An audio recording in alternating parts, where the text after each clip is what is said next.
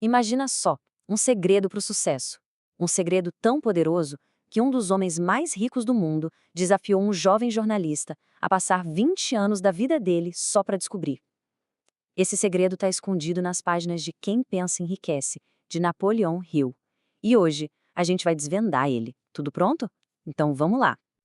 Olha, tudo começa com essa ideia, que é na verdade bem radical. Pensamentos são coisas. Isso aqui não é só uma frase bonita, não. É a base de tudo. O Rio argumenta que o ponto de partida para qualquer fortuna ou qualquer grande invenção não é o dinheiro, não são os contatos, é algo que todo mundo já tem, a força de um pensamento focado.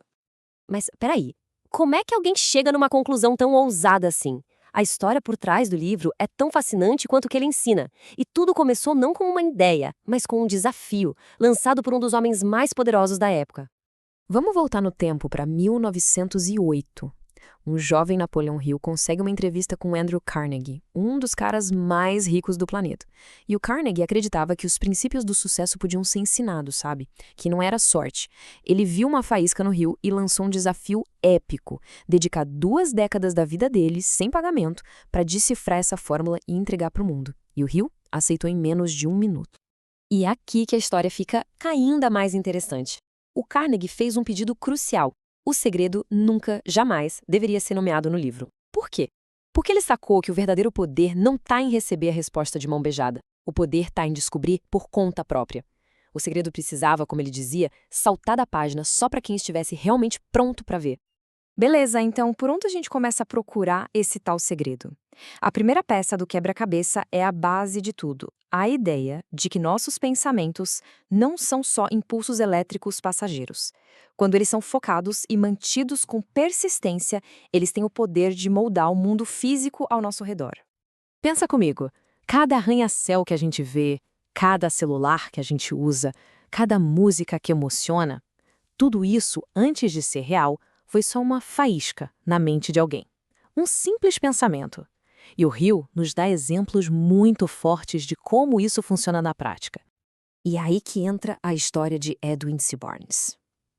Ele não tinha dinheiro, não conhecia o Thomas Edison, chegou lá no laboratório dele parecendo, nas palavras do próprio inventor, um vagabundo qualquer. Mas ele tinha uma coisa que ninguém podia tirar dele, uma ideia fixa e inabalável. Ele não queria um emprego, ele queria ser sócio do Edison. E esse pensamento era tão forte que o manteve firme por anos, até a oportunidade certa aparecer. A história do Barnes mostra o poder de se agarrar a um pensamento. Mas para a gente entender de verdade, a gente precisa ver o outro lado da moeda. A história do tio de um cara chamado R. U. Darby é um alerta. Eles acharam ouro, mas quando veio desapareceu por um tempo, eles simplesmente desistiram. Venderam tudo por uma mixaria. O novo dono foi mais esperto. Chamou um engenheiro que descobriu que o veio de ouro estava a apenas 1 metro de onde os Darby tinham parado de cavar. 1 metro. Essa era a distância entre o fracasso e uma fortuna de milhões de dólares. A lição aqui é clara. A persistência em manter um pensamento é tudo. Ok, então é só ter um pensamento e ser persistente? Não, não é tão simples assim. O Rio nos dá a segunda peça do segredo. Um pensamento precisa de combustível. Ele precisa ser carregado com uma emoção poderosa. Precisa sair de uma simples vontade para se tornar um desejo ardente. E essa diferença que o Rio aponta é crucial. Não estamos falando de eu gostaria de ter. Estamos falando de um desejo que queima por dentro. Uma obsessão que vira a primeira coisa em que se pensa ao acordar e a última antes de dormir. É essa intensidade que transforma pensamentos em ação de verdade. Esse slide aqui é perfeito para a gente visualizar o que é esse desejo ardente. Imagina a cena, o guerreiro que chega na praia e queima os próprios navios. Não tem plano B, não tem para onde fugir, a única opção é a vitória. Ou pensa no Marshall Field, que no meio da destruição total não viu o fim, mas a chance de construir algo ainda maior. Isso é transformar desejo em ação. Certo, já entendemos a ideia, o desejo, mas como é que a gente transforma essa energia toda em resultado de verdade, num mundo real? É aqui que a filosofia do Rio fica incrivelmente prática. Ele nos entrega um manual, uma receita, um passo a passo para a realização. Essa é a pergunta de $1 milhão. Literalmente, né? Como é que se transforma um desejo, algo que não dá para tocar, em ouro? Algo bem concreto. A resposta do Hill é uma fórmula de 6 passos, surpreendentemente direta. É aqui que ele condensa o segredo do Carnegie. Vamos passar por esses 6 passos, mas prestando atenção nos detalhes. Repara só como cada um deles exige clareza. Passo 1. Não é mais dinheiro, é uma quantia exata. Passo 3. Não é um dia, é uma data precisa. Passo 4. Não é um sonho vago, é um plano concreto. E os passos finais, 5 e 6, são sobre programar essa certeza na mente, transformar isso numa segunda natureza com a repetição. E aqui está o pulo do gato da fórmula. O 6º passo não é sobre ler palavras vazias, é sobre colocar emoção e fé nessas palavras. É fechar o olho e sentir como se o objetivo já fosse real.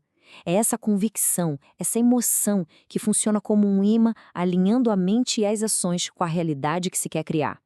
Agora, para provar que tudo isso não é só teoria, Hill compartilha a história mais poderosa de todas, uma história profundamente pessoal que mostra que esses princípios não servem só para dinheiro, mas para superar qualquer obstáculo que se possa imaginar. A história é sobre o filho dele, Blair, e o ponto de partida é devastador. Ele nasceu sem orelhas. O diagnóstico dos médicos foi uma sentença. Ele seria surdo e mudo para sempre. Mas para Napoleão Hill, a opinião dos especialistas era só isso, uma opinião, não um fato.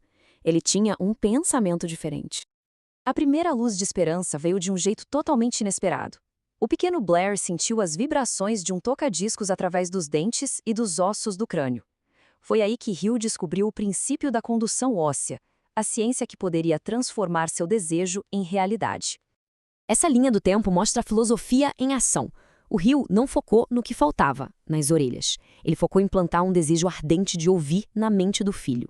Ele o convenceu de que aquela suposta desvantagem era, na verdade, um trunfo.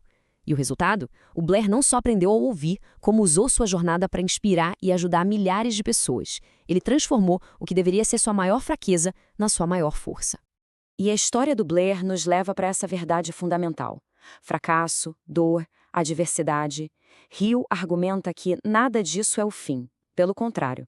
Dentro de cada obstáculo, por mais assustador que pareça, está escondida a semente de um benefício igual ou até maior.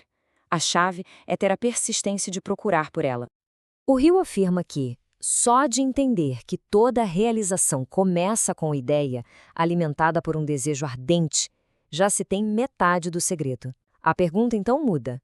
Não é mais qual é o segredo, e sim o que cada pessoa vai fazer com esse conhecimento. No fim das contas, o segredo do Carnegie imortalizado por Napoleon Hill é um lembrete atemporal. O poder de moldar nosso destino não está nas nossas circunstâncias, lá fora, mas na força inacreditável dos nossos pensamentos aqui dentro.